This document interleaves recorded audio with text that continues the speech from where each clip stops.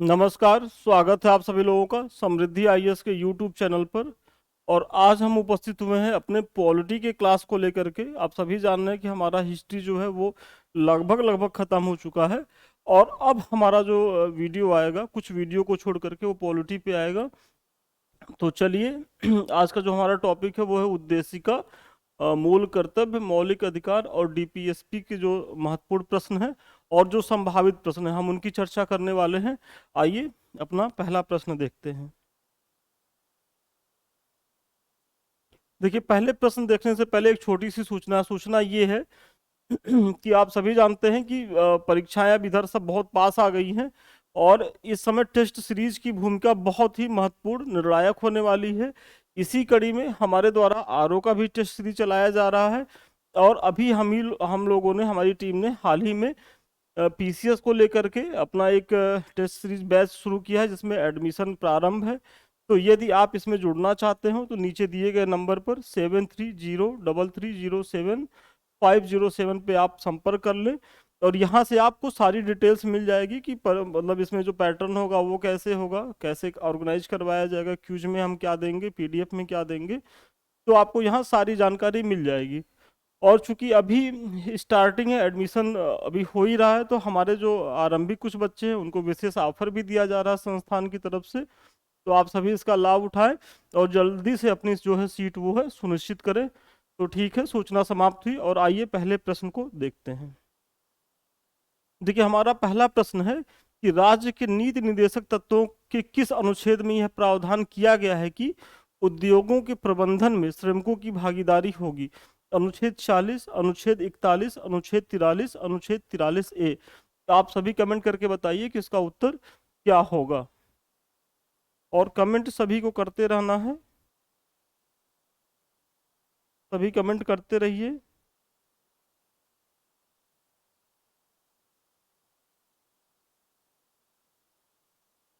और इसमें जिन लोगों ने इसका उत्तर डी बताया है, अनुच्छेद 43A, आर्टिकल 43A में ये प्रावधान है।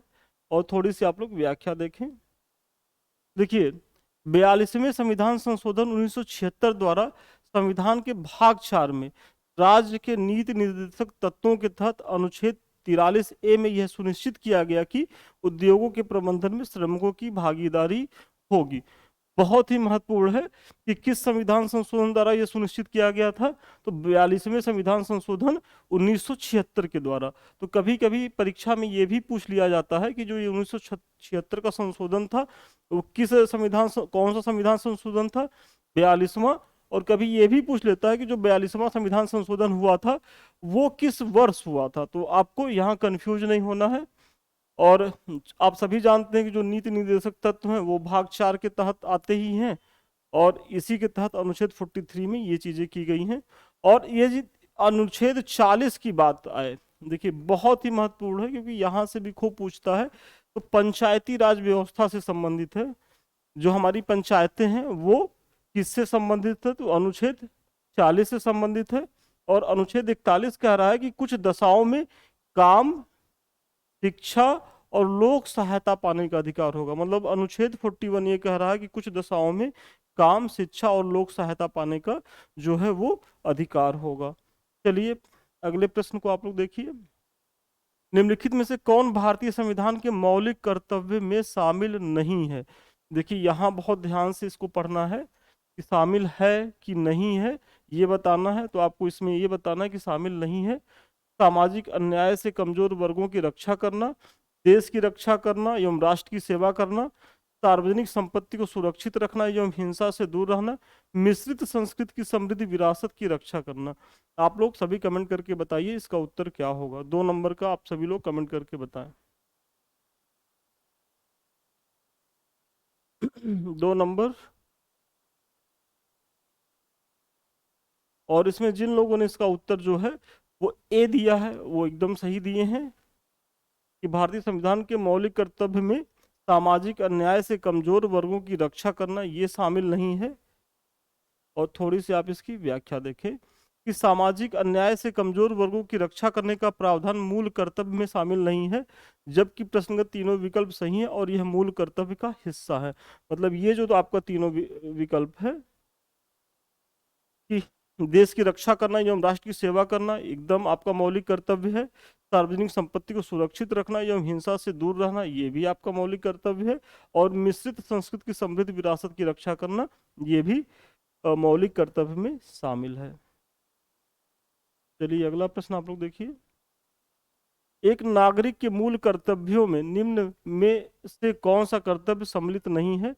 प्राकृतिक पर्यावरण की रक्षा और उसका संवर्धन, स्वतंत्रता के लिए हमारे राष्ट्रीय आंदोलन को प्रेरित करने वाले उच्च आदर्शों को संजोए रखें और उनका पालन करें, अस्पृश्यता मिटाने की ओर प्रयास करें, वैज्ञानिक दृष्टिकोण, मानववाद और ज्ञानार्जन तथा सुधार की भावना का विकास करें। आपको बताना है कि मौलिक कर्तव्य में कौन सा एक जो है स्टेटमेंट वो शामिल नहीं है। आप सभी कमेंट करके बताइए 3 नंबर क्या होगा।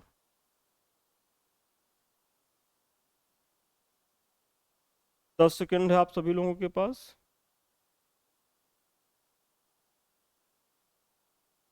और इसमें जिन लोगों ने ये सी ऑप्शन दिया है वो एकदम सही है। देखिए जो अस्पृश्यता मिटाने की बात है ये फंडामेंटल राइट्स में है, ना कि डीपीएसपी में है या मौलिक कर्तव्य में है। तो मौलिक कर्तव्य में देखिए ये ऑप्शन भी सही है कि प्राकृतिक पर्यावरण की रक्षा और उसका संवर्धन, और स्वतंत्रता के लिए हमारे राष्ट्रीय आंदोलन को प्रेरित करने वाले उच्च आदर्शों को संजोए रखें और उसका पालन करें ये भी शामिल है। और वैज्ञानिक दृष्टिकोण, मानववाद और ज्ञानार्जन तथा सुधार की भावना का विकास करें ये भी आपके मौलिक कर्तव्यों में शामिल है। ये तो व्याख्या भी मैंने बता ही दिया है। चलिए आगे देखिए आप लोग। भारतीय संविधान मान्यता देता है केवल धार्मिक अल्पसंख्यकों को, केवल भाषाई अल्पसंख्यकों को, धार्मिक और भाषाई दोनों को, और धार्मिक, भाषाई और निर्जातीय अल्पसंख्यकों को। आप लोग कमेंट करके बताइए कि इसका उत्तर क्या होगा। भारतीय संविधान मान्यता देता है, ये अल्पसंख्यकों के बारे में ये प्रश्न है, और सभी कमेंट करके बताएं।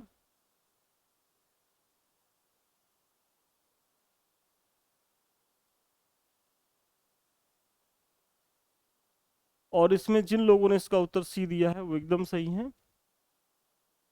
जो भारतीय संविधान मान्यता देता है धार्मिक और भाषाई अल्पसंख्यकों को।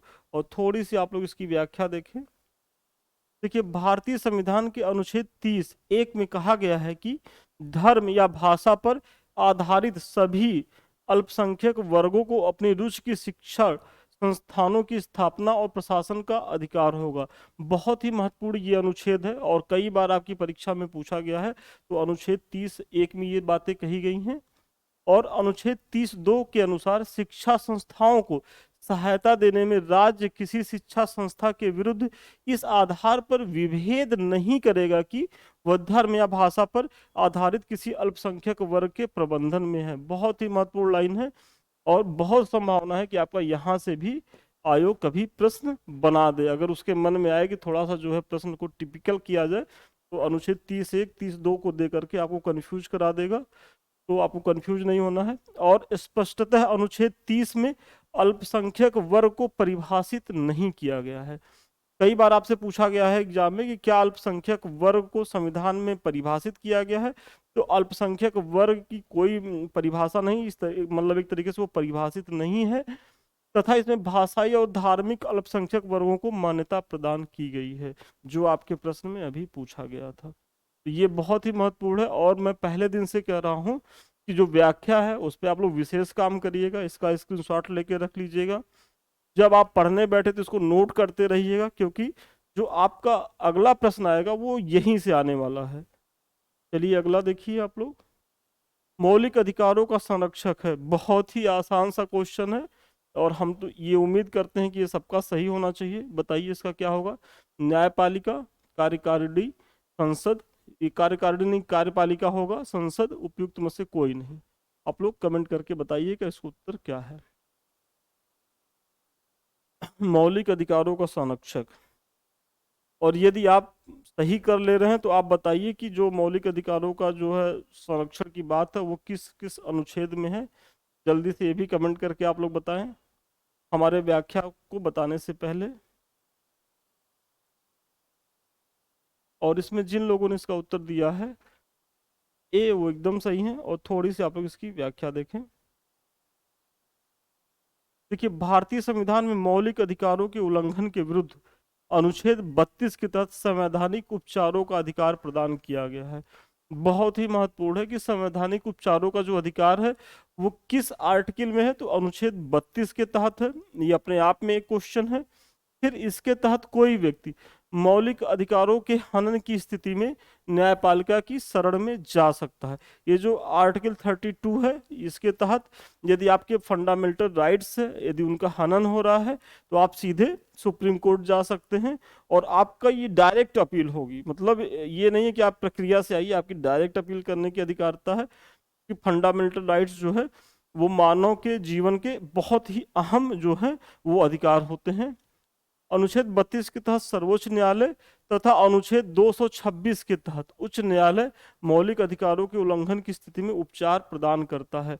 मतलब जो अनुच्छेद 32 के तहत सुप्रीम कोर्ट को राइट है, वही 226 के तहत हाई कोर्ट, जो स्टेट में हाई कोर्ट्स होती हैं, उनको भी ये राइट्स है कि यदि आपके फंडामेंटल राइट्स का हनन हो रहा है किसी भी तरीके से, चाहे वो स्टेट कर रहा हो, चाहे वो व्यक्ति कर रहा हो या संस्था कर रही हो, तो आप जो है डायरेक्ट इन आर्टिकल के तहत जो है अपील कर सकते हैं। तो ये बहुत ही अच्छा प्रश्न था और आप इसकी व्याख्या को तो जरूर ध्यान से पढ़िएगा, क्योंकि व्याख्या में ही देखिए करा तो रहे हम 10 क्वेश्चन, लेकिन इन 10 क्वेश्चन में कम से कम आप 30 क्वेश्चन को अतिरिक्त बनाने की कंडीशन में रह रहे हैं कि ये क्वेश्चन से आपको 3 क्वेश्चन और अतिरिक्त मिल रहे हैं।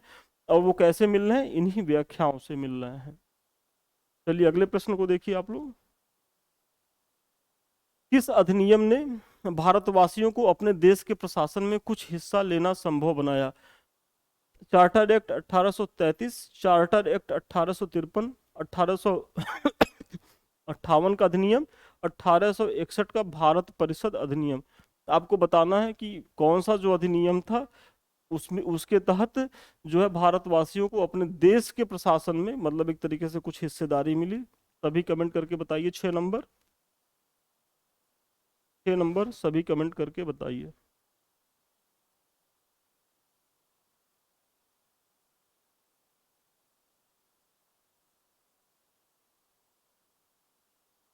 ये नंबर सभी कमेंट करके बताइए। और इसमें जिन लोगों ने इसका उत्तर ए दिया है वो एकदम सही है। देखिए 1833 का चार्टर अधिनियम है, इसी के तहत भारतवासियों को अपने देश के प्रशासन में कुछ भागीदारी मिली थी। और थोड़ी सी आप व्याख्या देखें कि चार्टर एक्ट 1833 की धारा 87 के तहत यह कहा गया था कि किसी भी भारतीय अथवा क्राउन की देशज प्रजा को अपने धर्म, जन्म स्थान, वंशानुक्रम, वर्ण अथवा इनमें से किसी एक कारणवश कंपनी के अधीन पद अथवा सेवा के अयोग्य नहीं माना जाएगा। मतलब ये लाइन किसके तहत की गई थी? तो 1833 का जो चार्टर अधिनियम था उसके तहत कही गई थी। और आगे चलकर इसी के माध्यम से भारतीयों को प्रशासन में भागीदारी हेतु आधार बनाया गया। मतलब यही जो 1833 का चार्टर एक्ट था, तो वही आधार बना भारतीयों को उस समय के प्रशासन में शामिल कराने का। तो ये अपने आप में अच्छा प्रश्न था। चलिए अगले प्रश्न को देखिए। निम्नलिखित में से कौन भारत सरकार अधिनियम 1935 की मुख्य विशेषताएं नहीं है? आपको देखना है कि 1935 के अधिनियम की मुख्य विशेषताएं नहीं है। इस अधिनियम द्वारा प्रांतों को स्वायत्ता प्रदान की गई, प्रांतों में द्विसदनात्मक व्यवस्था की गई, इस अधिनियम के द्वारा प्रांतों में द्वैध शासन प्रणाली लागू की गई, इस अधिनियम द्वारा स्थापित संघ की विशेष शक्तियां गवर्नर जनरल को दी गई। देखिए कुछ जो एक्ट हैं वो बहुत ही महत्वपूर्ण हैं, चाहे 1813 का हो, 33 का हो, 1909 का हो, 1919 का या 1935 का, ये सब बहुत महत्वपूर्ण एक्ट हैं और वहां से बहुत ज्यादा संभावना रहती है प्रश्न बनने की। और आप देख रहे होंगे, यदि आपने पीवाईक्यू देखा होगा, तो वहां से आपको प्रत्येक वर्ष 1-2 क्वेश्चन मिलते भी हैं। तो ये सारे जो संशोधन है, ये सब चीज़ों को आपको ध्यान से पढ़ लेना है, ताकि यहाँ से अगर प्रश्न आए तो कोई गलती ना करें आप लोग। 7 नंबर जल्दी से कमेंट करके बताएं आप लोग।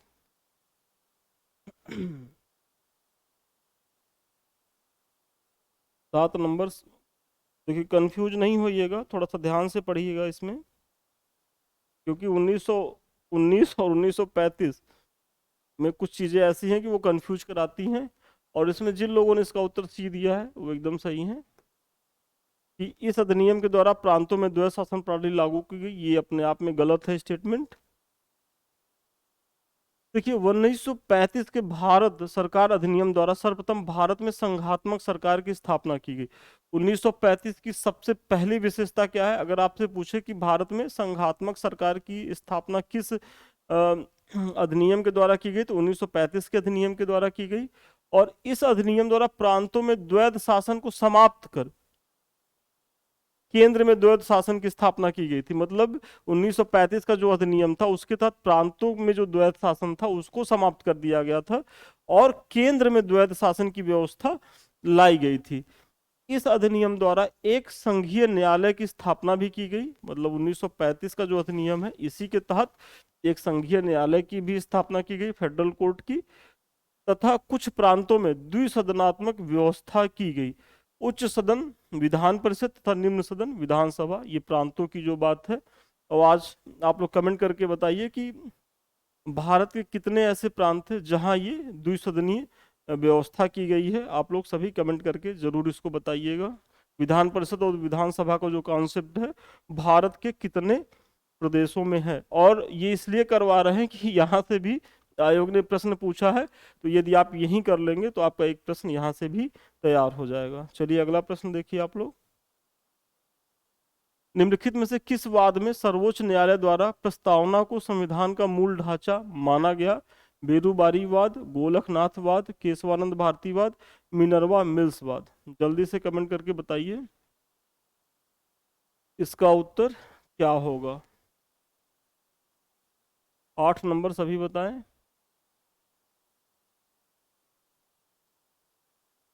आठ नंबर सभी कमेंट करके बताएं।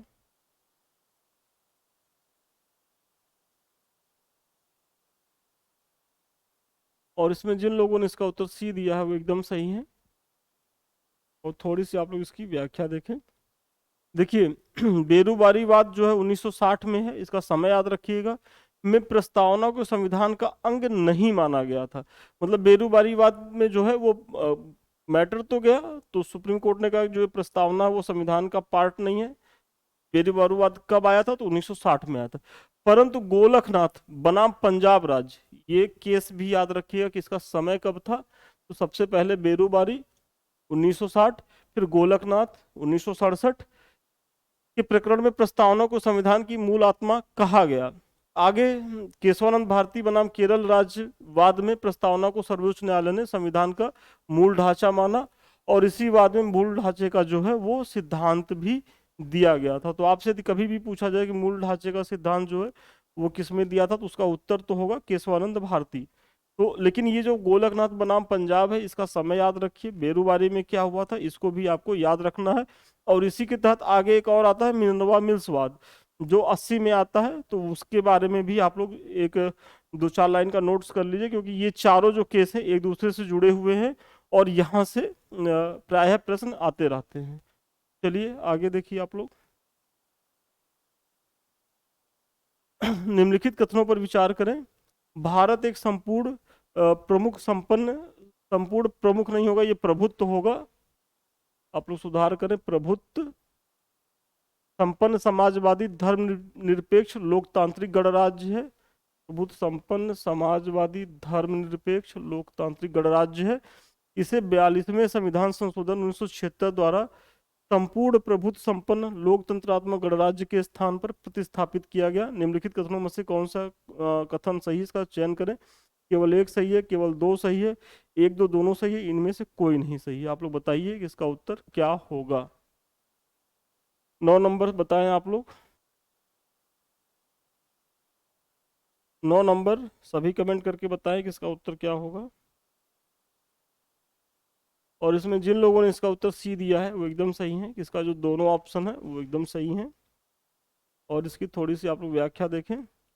देखिए भारतीय संविधान की प्रस्तावना के अनुसार भारत एक संपूर्ण प्रभुत्व संपन्न समाजवादी पंथ निरपेक्ष लोकतंत्रात्मक गणराज्य है, एकदम सही बात है।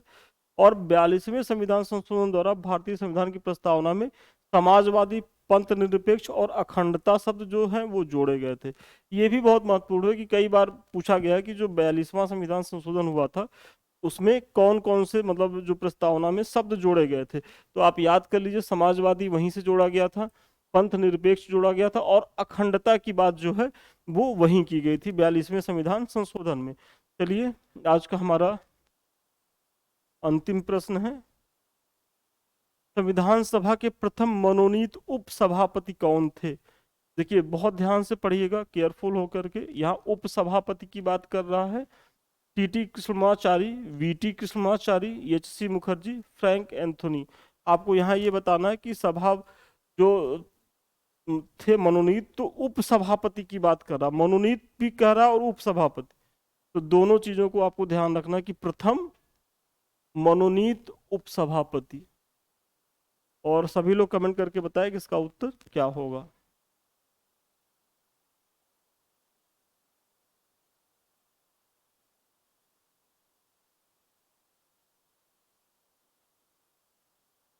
ठीक है, चलिए, इसमें जिन लोगों ने इसका उत्तर डी दिया है वो एकदम सही है। इसके उत्तर में जाएगा फ्रैंक एंथोनी। थोड़ी सी व्याख्या देखें।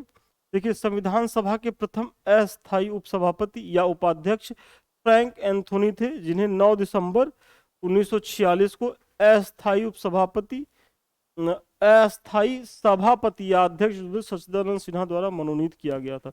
आप सभी जानते होंगे कि जो स्थायी अध्यक्ष थे वो डॉक्टर राजेंद्र प्रसाद थे, लेकिन उसके पहले जब ये पहली बैठक हुई थी 9 दिसंबर 1946 को, तो एक अस्थायी अध्यक्ष बनाया गया था। और वो अस्थायी अध्यक्ष कौन थे? तो सच्चिदानंद सिन्हा थे। और सच्चिदानंद सिन्हा ने ही अस्थायी उपाध्यक्ष को भी नियुक्ति की थी फ्रैंक एंथोनी के रूप में। और यदि पहले स्थायी उपाध्यक्ष की बात की जाए तो ये वो हरिश्चंद्र मतलब सॉरी एचसी मुखर्जी थे, हरिश्चंद्र मुखर्जी थे, तो ये हो जाएगा उत्तर। तो अगर स्थायी बात करें, स्थायी अध्यक्ष तो डॉक्टर राजेंद्र प्रसाद, स्थायी उपाध्यक्ष एचसी मुखर्जी। अगर अस्थायी अध्यक्ष पूछे तो सच्चिदानंद सिन्हा, और अस्थायी उपाध्यक्ष तो फ्रैंक एंथोनी हो जाएंगे। तो आपको कंफ्यूज नहीं होना है। अब प्रश्न इसमें कुछ भी पूछेगा तो हमको विश्वास है कि आप लोग यहाँ से कर लेंगे। चलिए आगे देखिए आप लोग। हाँ, देखिए, इसके बारे में तो मैंने भी आपको बता ही दिया है। यदि आप लोग इच्छुक हो, आप लोग को इस नंबर पे संपर्क कर लें, और यहाँ से पेपर का आप लोग डेमो मंगवा लें, पीडीएफ में देख लें, सारी चीज़ें जांच पर रख ले, तभी जुड़े, क्योंकि आपकी फ्यूचर की बात है। तो जब संस्थान पे विश्वास हो तभी आप लोग जुड़िए। तो हम आपको सजेस्ट करेंगे कि जो है आप जरूर 1-2 पीडीएफ मांगिएगा, 1-2 टेस्ट पेपर मांगिएगा चेक करने के लिए। तो ये सूचना है। फिर आगे देखिए। देखिए, ये चूंकि आज का जो हमारा लेक्चर है वो पॉलिटी का लेक्चर नंबर 2 था। यदि आप लोगों ने लेक्चर नंबर 1 को नहीं देखा है तो आप जाके देख लें। उसमें हम भारत का संवैधानिक विकास, संविधान सभा एवं विशेषताओं पे जो क्वेश्चन थे, महत्वपूर्ण क्वेश्चन थे, और जो संभावित प्रश्न है, दोनों पे चर्चा किए हैं। तो अभी चूंकि एक सीरीज ही चल रही है, आपका एक ही वीडियो छूटा हुआ है, तो आप लोग जरूर देखें और इसी क्लास के साथ बने रहें। और आगे एक महत्वपूर्ण सूचना ये भी है जो सबसे महत्वपूर्ण है। देखिए, ये समृद्धि आईएएस का टेलीग्राम चैनल है, और इससे आप लोग इसलिए जुड़िए क्योंकि जो हम पढ़ा रहे हैं उसका पीडीएफ आपको यहाँ मिल जाएगा। साथ ही साथ यहाँ हम प्रीलिम्स को लेकर के तमाम जो है टाइम टू टाइम पे क्विज करवाते रहते हैं, पीडीएफ टेस्ट भी देते रहते हैं, ग्रुप में डालते रहते हैं। तो आपका एक तरीके से संपूर्ण तैयारी होगी। और मेंस का आंसर राइटिंग यदि आप कर रहे हैं, मेंस की कॉपी आप चाहते हैं कि समृद्धि टीम के द्वारा चेक हो जाए, मार्किंग हो जाए, तो आप वहाँ पीडीएफ में बना के भेजिए, हम उसकी मार्किंग भी कर देंगे और उसमें जो कमी रहेगी वो बता देंगे। साथ ही साथ क्योंकि वहाँ बच्चे और भी ज़्यादा लिख रहे हैं, तो आपको एक सकारात्मक प्रतिस्पर्धा की माहौल भी वहाँ आपको उपलब्ध होगा। तो ये टेलीग्राम आपके लिए बहुत ही फायदेमंद है। और सबसे लास्ट में ये हमारा यूट्यूब चैनल है समृद्धि आईएएस का, जो सबसे महत्वपूर्ण है। इसे आप लोग लाइक करिए, सब्सक्राइब करिए, शेयर करिए। ये आप ही का चैनल है और इसे आप ही को आगे बढ़ाना है। तो चलिए, आज के लिए इतना ही। पुनः जल्दी मिलते हैं नए वीडियो के साथ, नए क्लास में। तब तक के लिए धन्यवाद, शुभकामनाएं आपको।